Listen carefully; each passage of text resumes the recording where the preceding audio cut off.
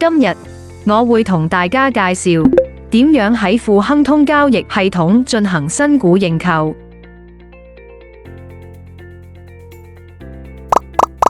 新股認購第一步，選擇賬戶中更多。第二步，選擇新股認購。第三步，於認購中查看正在招股嘅新股。第四步，選擇認購。第五步，選擇賬戶類別、認購方式同認購股數。第六步，選擇下一步。第七步，確認資料無誤後，選擇提交確認申請。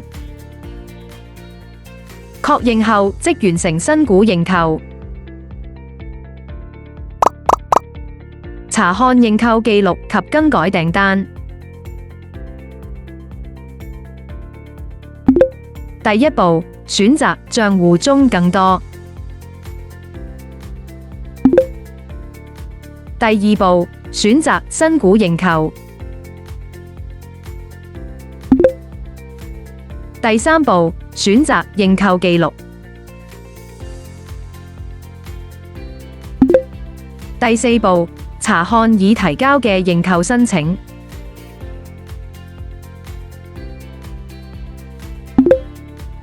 客戶可以喺此頁面選擇撤回認購、修改認購、已認購的詳情、